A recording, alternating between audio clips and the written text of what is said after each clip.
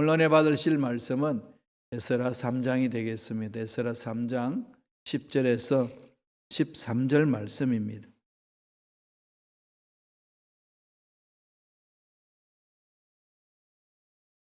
에스라 3장 10절로 13절까지 말씀 다 같이 한 목소리를 합독하시겠습니다.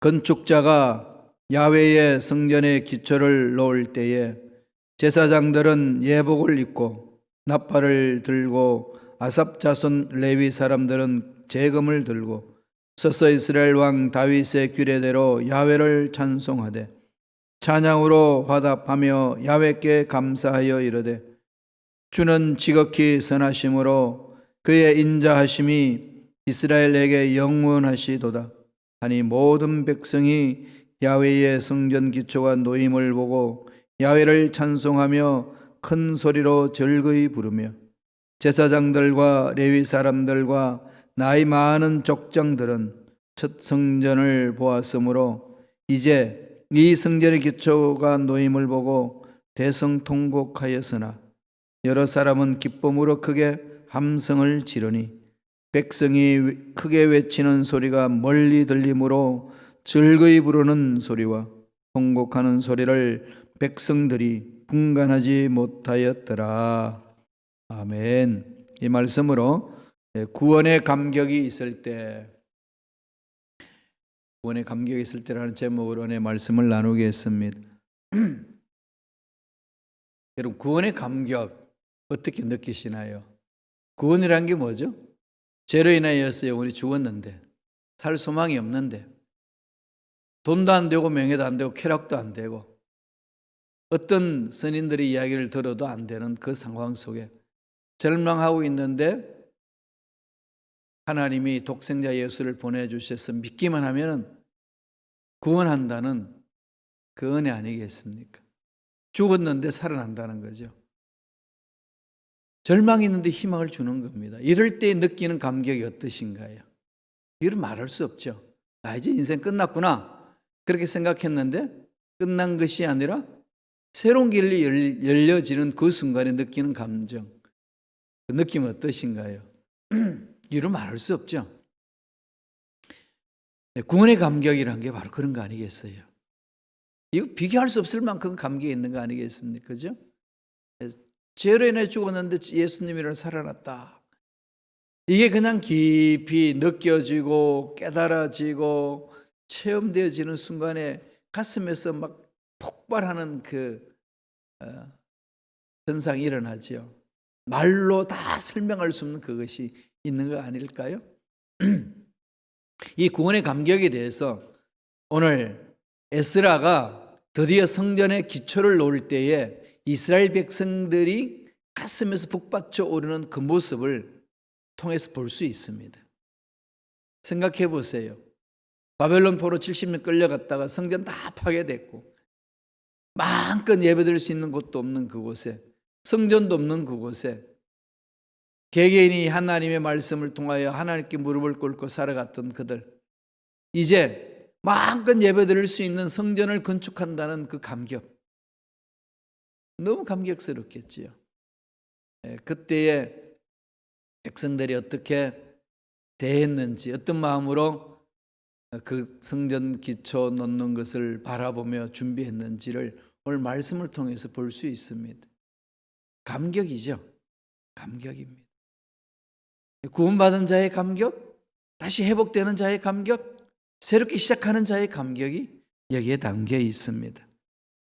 어떤 일이 일어날까요? 이 구원의 감격, 문제들이 도저히 해결할 수 없다는 상황 속에서 문제가 풀어질 때 찾아오는 감격. 안 된다고 생각했는데 되고 있어요. 그럴 때 제일 먼저 외치는 소리가 무슨 소리일까요? 오늘 본문에서는 3장 11절에 있습니다. 다 같이 읽겠습니다. 찬양으로 화답하며 야훼께 감사하여 이르되 주는 지극히 선하심으로 그의 인자하심이 이스라엘에게 영원하시도다 하니 모든 백성이 야훼의 성전 기초가 놓임을 보고 야훼를 찬송하며 큰 소리로 즐거이 부르며 어떻게 하죠? 하나님의 위대하심께 감사하잖아요. 찬양으로 화답하면서 야훼께 감사한다. 제일 먼저 입술에서 외쳐지는 소리가 뭐라고요? 감사죠. 구원받은 자의 입술에서 외쳐지는 소리는 감사의 소리입니다. 감사가 나오는 거죠. 그러니까 날마다 우리는 감사하는 거 아니겠어요? 사도 바울도 그러죠. 항상 기뻐하라, 쉬지 말고 기도하라, 범사에 감사하라. 범사의 모든 생활에 감사하라. 좋은 일이 있어서 감사하고 좋은 일이 없어서 감사하고 전천후로 하는 거예요. 있고 없고 문제가 아니라 그냥 감사하는 겁니다. 좋은 일이 있으면 좋아서 감사하고 좋지 않는 일이 있으면 좋아질 것을 바라보면서 감사하고 앞당겨서 감사하는 거지요. 이 주님이 가르쳐 준 거지 않습니까? 예수님이 이 땅에서 하나님 나라를 이루었으면 하나님 나라는 뭐가 있죠? 귀신은 쫓겨나고 병이 치유되고 문제 해결되는 곳이지 않습니까? 예수님이 임재하시는 그곳, 예수님이 함께 하시는 그곳에는 하나님 나라가 이미 임했다는 겁니다. 마귀가 쫓겨난다는 거죠. 성령의 능력으로. 그 하나님 나라 여기에서 맛본다는 거죠. 하나님 나라가 어떤 곳이죠? 죽어서 영원히 사는 그 나라. 상함도 해함도 눈물도 고통도 아픔도 없는 그곳, 원함도 없는 그곳. 돈이 없어서 이 은행 저 은행 다니면서 론 얻으러 다니지 않아도 되는 그곳. 몸이 아파서 이 병원 저 병원 다니면서 치유받지 않아도 되는 그곳. 문제 때문에 그냥 노심초사해서 입을 뜯부수고 고민하는 그런 일이 없는 그곳. 감격스럽잖아요. 그곳을 예수로 인하여서 여기서 맛본다는 거 아니겠습니까? 이게 예수 믿는 사람이죠. 여기서 맛보셔야 돼요. 천국은 여기 임한다고 했습니다. 여기서부터 시작하는 겁니다. 하나님 은혜가 임하기를 원합니다. 사모합니다. 이루어질 줄로 믿습니다. 믿고 감사하는 거죠. 감사가 외쳐나가는 겁니다. 주는 지극히 선하심으로. 선하신 분이라는 거죠. 선하신 분이 우리에게 해주시는 것들이 많이 있으니까 첫 번째로 우리 입속에서 외쳐지는 소리가 감사합니다. 그 인자심이 영원하시다는 거죠. 70년 포로 생활을 버려두었다고 했는데 자기들을 완전히 시궁창에서 그냥 처박았다고 생각했는데 하나님이 살려주신다는 그 소망을 가지고 나서 70년 포로 생활 하게 하신 그 하나님을 향하여 원망불평하는 것 멈추고 감사합니다. 그러나 우리 선택해야 돼요. 감사를 선택할 것인가 불평을 선택할 것인가. 하나님의 전능하심을 바라보고 우리는 선택할 줄 알아야 된다는 겁니다. 힘이 나는 거지요. 늘 감사해 보세요. 이래도 감사하고 저래도 감사하고 매 순간 감사하면서 나가는 그 삶에는 오히려 기쁨이 더 넘쳐나고 감격이 더 넘쳐나는 거죠. 살 소망이 막 넘쳐나는 겁니다. 집에서 생활하실 때요, 남편 아내한테 감사합니다. 아내는 남편한테 감사합니다. 자녀들에게도 감사하다고. 너희들이 우리 집에 와서 함께 살 수 있다는 게 참 감사하다고. 자녀들은 부모님을 이렇게 섬길 수 있어서 감사하다고. 부모님 때문에 내가 이 세상에 왔다는 거 감사하다고. 교회 공동체에서 모여서 예배 드리고 신앙생활 하는 것도 감사하는 것 아니겠습니까? 늘 입술에 감사를 달고 다니셔야 되죠. 두 번째로 12절입니다. 에스라 3장 12절 3장 12절 다 같이 읽겠습니다. 제사장들과 레위 사람들과 나이 많은 족장들은 첫 성전을 보았으므로 이에 이 성전의 기초가 놓임을 보고 대성통곡하였으나 여러 사람은 기쁨으로 크게 함성을 지르니. 여기서 보니까 이 성전 기초 놓는 것에 대해서 여러 가지 표현이 나타나는데 뭐가 있다는 거죠? 대성통곡하죠. 토해내잖아요. 구원받은 자가 하나님의 사랑을 생각하면 지은 죄악이 내 속에서 막 기억나고 솟아나죠. 그럴 때 어떻게 하죠? 그냥 쏟아내는 거죠. 통곡하고. 이런 나를 살려주셨다는 거. 예, 구원받은 자의 마음의 특징은요, 늘 이 회개하는 마음이 있어요. 죄에 대해서. 끌안고 살지 않습니다. 토해내는 거죠. 오늘 이 본문 말씀에 나오는 대성통곡은 두 가지 의미가 있습니다.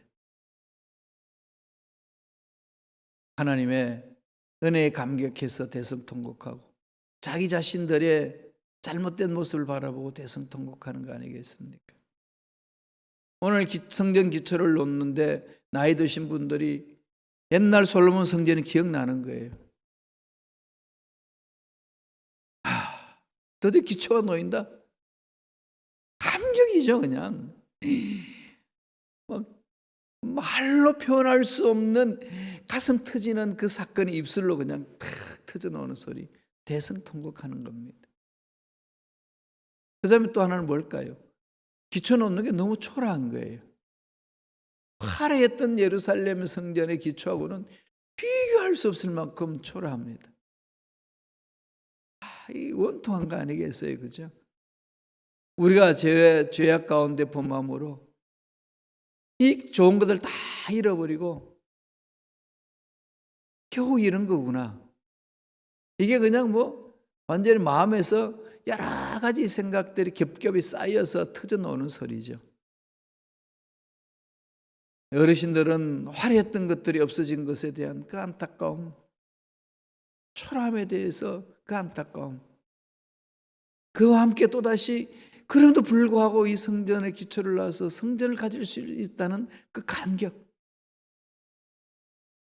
만감이 교차하는 거죠. 이게 구원받고 나면 그래요. 와, 이렇게 살아났구나. 회복되었구나. 이건 이로 말할 수 없는 은혜입니다. 통한의 눈물이요, 회개의 눈물이요. 그리고 나의 잘못으로 우리 자손들이 이렇게 어려움을 겪는구나. 이게 참 내 탓이라는 이 막 통한 있는 거죠. 통곡을 하는 겁니다. 이런 극단적인 표현들이 성경에 여기저기 나오죠. 통곡한다. 마음을 찢는다. 성경에는요, 이 뜨겁든지 차든지 늘 그런 선택의 부분을 이야기를 하고 계시죠. 하나님 은혜가 임하면은요, 전적으로 하나님 앞에 집중해 버립니다. 세상에 있는 문제에 끌려다니지 않는다는 거예요. 늘 우리의 생명이 하나님의 생명으로 가득해 있으면 하나님께 감격하거든요.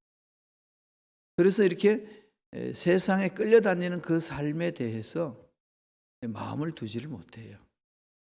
성경에도 그 부분을 이야기를 하거든요. 요한계시록에 그러잖아요. 요한계시록 3장 1절 볼까요? 다 같이 읽겠습니다. 사대 교회의 사자에게 편지하라.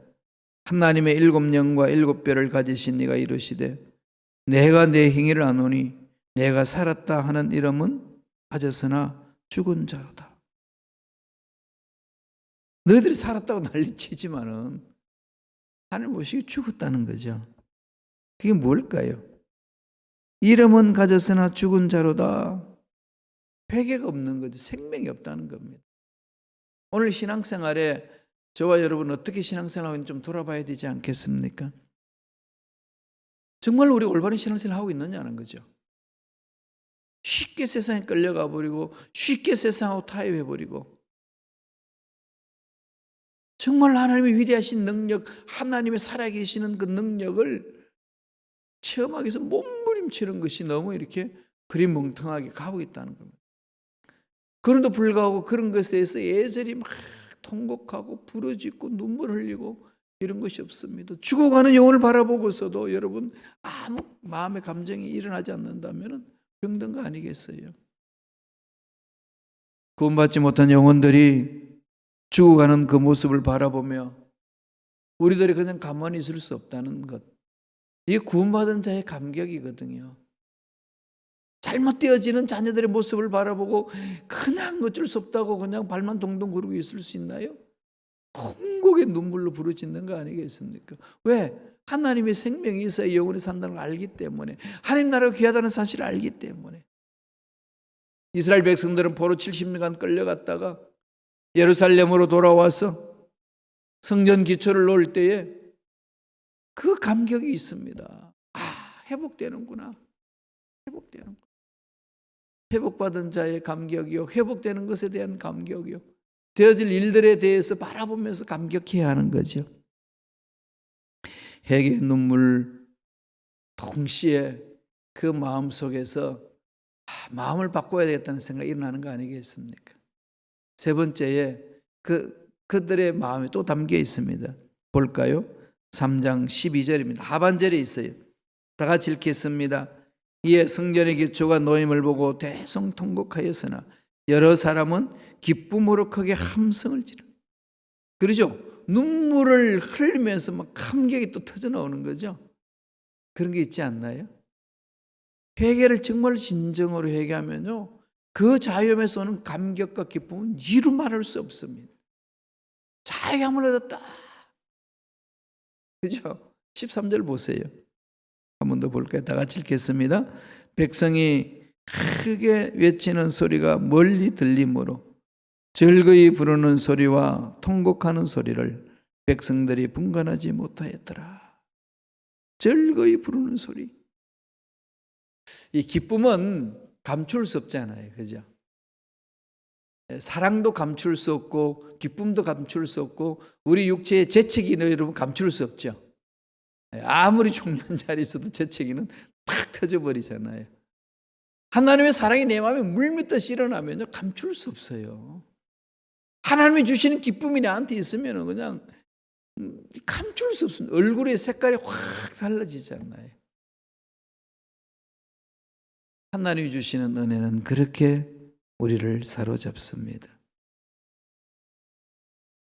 지금 이스라엘 백성들을 상황을 한번 바라보세요. 정말 힘들거든요. 하나님이 원망을 너무 많이 하고 살았거든요. 왜 원망했을까요? 자기들이 지은 죄악은 생각하지 아니하고 왜 우리들을 택했다고 말씀해 놓으시고 왜 우리들 이방인 손에 붙이냐는 거죠. 그것도 포로 70년 생활 하느냐는 겁니다. 하나님이 살아계시면 나와보시라고. 이럴 수 있냐고 막 삿대질하고 하나님의 원망하고 불평하고 이런 것이 이제 보편적으로 깔려 있었습니다. 물론 그렇지 않고 하나님의 말씀에 서 있는 참 다니엘 같은 사람도, 새 친구 같은 사람들도, 에스겔 같은 사람들도 있었어요. 위대한 지도자들도 있었지만은 에스라도 있었고 스룹바벨도 있었고 느헤미야도 있었고, 그죠? 그랬지만은 대체적으로 그 유대인들의 마음에는요, 너무 하나님 섭섭한 거예요. 하나님이 그렇게 해주는 것에 대해서. 이런 섭섭함이 신앙생활 할 때도 많이 오죠, 여러분. 그렇게 열심히 헌신했는데 하나님, 그렇게 열심히 제가 기도했는데, 그렇게 열심히 신앙생활 했는데 이럴 수 있습니까, 하나님? 이러면 됩니까? 이건 안 되지 않습니까? 막 이런 감정이 막 있는 거거든요. 뜻대로 안 될 때에, 그죠? 이 하나님 왜 이렇게 내버려 두시겠습니까? 이런 하소연. 그런데 그 모든 것들을 하나님 은혜 안에서 해결했을 때 오는 감격은 이루 말할 수 없죠. 그러니까 입술에서 외쳐지는 소리가 뭐가 외쳐지죠? 감사합니다. 이때를 위함이었군요. 이렇게 훈련시키시려고 이렇게 하셨군요. 이런 감격이 있는 거지. 그러니까 뭐 감사가 외치는 지. 지난날에 우리가 잘못된 게 이런 게 있었네요. 뭐 통곡을 하고. 하나님이 나와 함께 해주심을 정말 감사합니다. 버티고 버텼는데 드디어 해결했습니다. 이 감격. 그러니까 그때 찾아오는 기쁨은요, 말로 표현할 수가 없습니다. 하나님이 주시면 그 기쁨이거든요. 여러분, 하나님 은혜 안에서 이 예비하신 그 놀란 사랑 은혜를 깊이 체험할 때에 찾아오는 그 마음의 느낌, 이런 감격, 북받쳐서 막 외쳐 터지는 눈물, 이런 체험들이 있으시죠? 이거요, 옛날에 한때는 있었어, 이렇게 그냥 회상하는 것으로 가시면 안 됩니다. 하나님의 나라는 그런 은혜가 왔다가 사라져버리는 그런 게 아니에요. 지속적으로 가는 거죠. 사도 바울이 그 하나님의 나라를 체험한 자의 삶이 어떤지, 오늘 이 에스라를 통해 가지고 말씀을 우리에게 주신 그 말씀과 유사하게 우리에게 외치는 말씀이 있습니다. 한번 보실래요? 로마서 14장 17절 말씀이에요. 다 같이 우리 한 목소리를 읽겠습니다. 하나님의 나라는 먹는 것과 마시는 것이 아니요 오직 성령 안에 있는 의와 평강과 희락이라. 성령은 살아계시지 않나요? 하나님의 영이잖아요. 성령이 하나님이시지 않습니까? 생명의 영이십니다. 영이 우리 속에 와서 그 영이 우리가 살아나거든요. 그럼 그 영이 왔다 갔다 하나요? 안 해요. 지속적이에요. 날마다 성령을 사모하셔야 돼요. 그래서 성령 안에 있으면 어떤 자가 있는 거죠? 하나님의 의가 드러나요. 내 의는 죽고 하나님의 의가 나타나는 거죠. 평강, 샬롬이 있습니다. 영혼이 잘된 같이 범사 잘되며 강건한 복이 있는 거죠. 희락, 즐거움과 기쁨이 있습니다. 이게 하나님 나라를 맛보는 자의 삶이에요. 성령 안에서 먹고 마시는 문제로 내 마음이 이리 빼앗기고 저리 빼앗기는 삶이 아니라 영원토록 함께 하시는 성령 안에서 하나님의 의가 드러나는 것이고 하나님의 평강이 있는 것이고 하나님이 주시는 기쁨이 있습니다. 이렇게 외치고 있는 거죠. 이것을 맛봐야 되는 거예요. 구원받은 자가 누릴 수 있는 특권입니다. 이거 잊지 맙시다. 만반에 새겨야 됩니다. 주님도 제자들에게 그 말씀을 하시죠. 요한복음 14장 27절 볼까요? 다 같이 한 목소리 읽습니다. 평안을 너에게 끼치노니 곧 나의 평안을 너에게 주노라. 내가 너에게 주는 것은 세상이 주는 것과 같지 아니하리라. 너희는 마음에 근심하지도 말고 두려워하지도 말라. 세상이 주는 것하고는 다른 거죠. 교회에서는요, 세상이 줄 수 없는 것을 주는 곳입니다. 구원을 세상이 주나요? 안 돼요. 교회 공동체 있지 않잖아요. 예수 믿는 사람에게 있는 거죠. 샬롬, 평강. 이거 세상에서는 안 돼. 세상에는 재미는 있어요. 그죠? 재미있게 만들고 편안하게 만들기는 하지만은 평강은 세상이 못 줍니다. 하나님의 것은 평강이에요. 세상 것은 편안이고. 하나님의 것은 기쁨이잖아요. 세상은 재미가 솔솔 일어나기도 하죠. 물론 하나님 기쁨 주는 속에 신앙생활에 재미가 있습니다만, 그러나 그 기쁨은 세상이 던져주지는 못합니다. 하나님 은혜 안에서 줄 수 있는 것, 교회 공동체에 있는 거거든요. 그래서 평안을 너에게 주노니 내가 너에게 주는 것은 세상이 주는 것과 같지 아니하니라. 교회에서 신앙생활하면서 이걸 우리가 체험하는 겁니다. 그러므로 결론은 뭡니까? 근심하지도 말고 두려워하지도 말라. 주님의 명령이에요. 이 명령에 순종해야 되잖아요. 우리 자꾸 이 말씀 무시해버리잖아요. 근심하고 두려워하고 짜증 부리고 불평하고 뒤로 물러서고 인생이 왜 이런가? 자꾸 이런 쪽으로 나가죠. 이럴 때마다 자꾸 말씀으로 마음 반에 새기셔서 말씀을 돌아오셔야 돼요. 오늘 주님 하신 말씀 합시다. 평안을 주신다. 구원받은 자에게 주시는 입술에 애써지는 소리는 감사의 소리가 외치고 통곡의 소리가 외치고 기쁨의 소리가 외치는 겁니다. 기쁨이 넘쳐나는 거죠. 그러므로 하나님이 주시는 이 은혜를 듬뿍 체험하시고 근심하지도 마시고 두려워하지도 마시고 담대하게 맡겨주신 사명 잘 감당하고 승리를 누리는 저와 여러분 되시길 간절히 축원합니다. 기도하겠습니다. 하나님 아버지 감사합니다. 오늘도 우리에게 귀한 생명을 허락하여 주시니 감사합니다. 은혜를 함께 해주시니 감사합니다. 말씀에 서게 해주시니 감사합니다. 날마다 주신 말씀 마음판에 새기고 말씀의 힘으로 험악한 세상을 이겨낼 수 있도록 역사하여 주시옵소서. 악한 마귀들은 떠나갈지어다 사라질지어다. 하나님의 군석들을 괴롭히는 모든 악함의 세력들은 떠나갈지어다. 감사를 빼앗고 회개를 빼앗고 기쁨을 빼앗는 모든 원수 마귀는 떠나갈지어다.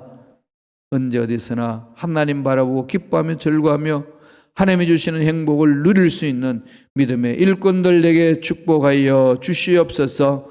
은혜에 감사하여 예물 드립니다. 드린 손길 기억해 주시고 소원 이루어 주시고 앞날에 좋은 일들이 많이 일어날 수 있도록 성령님 역사하여 주시옵소서. 감사와 찬양을 드리옵고 예수님 이름으로 축복하며 기도드리옵나이다.